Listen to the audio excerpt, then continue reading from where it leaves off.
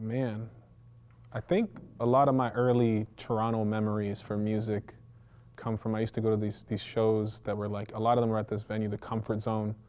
They had this series called Elemental, and you could kind of catch like rap acts that had come from the States or from Toronto, but it was always like the openers were wild. So it was the first time I saw Monolith, leaning on a monolith.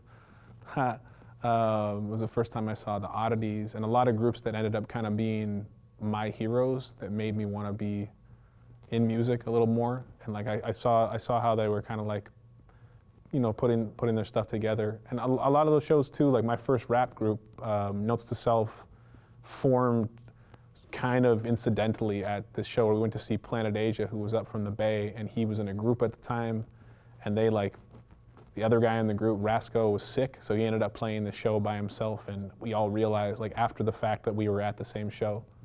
So I mean, like I have a lot of memories of those kind of like banging on the rafters moments in Toronto and seeing guys like that, Cardinal, you know, early era stuff.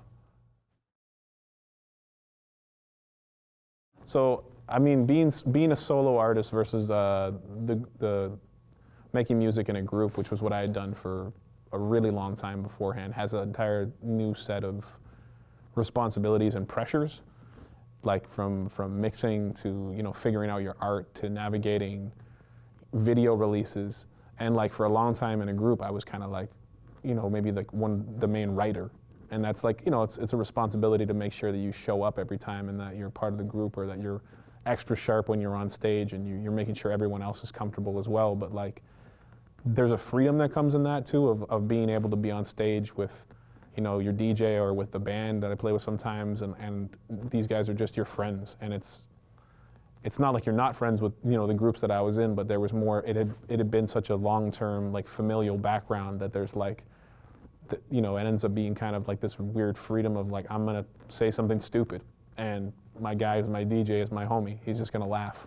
And if it doesn't land, it doesn't land, but it's just like you're trying your own thing. And I like being able to put myself out there and you know, sing and write songs that are just about my perspective on something instead of like having to run it by everybody.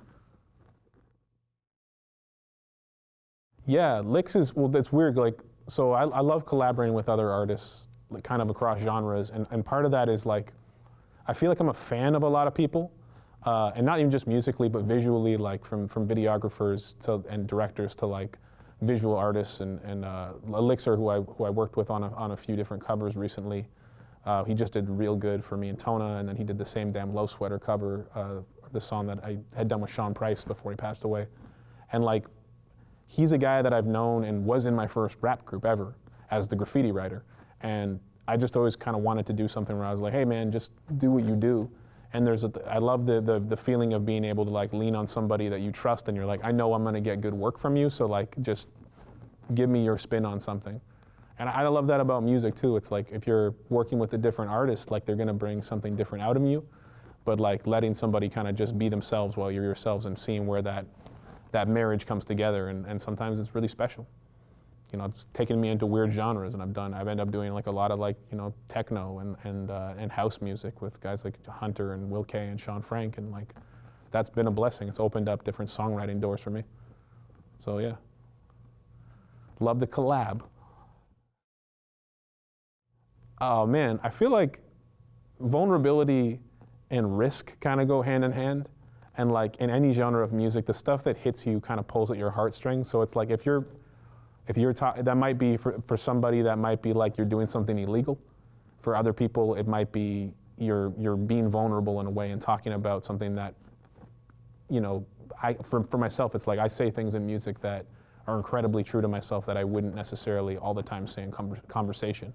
But when it's on record, it's a lot easier for me to like face up and kind of have something to lean on to listen to back and you know, deal with those feelings, whether it's heartbreak or depression or anxiety or struggling to not, you know, smoke and drink my pain away, or, you know, trying to find the right prescription, whatever, right? It's like there's kind of a freedom in that, and just letting yourself be yourself. And I find music's like the #1 thing that's helped me be vulnerable. But yeah, I think if you know, it's not like you can't make music and it'd be kind of on some flossy shit. Like I love stuff like that too, but the stuff that ends up resonating with me personally is like usually drawn from your heartstrings.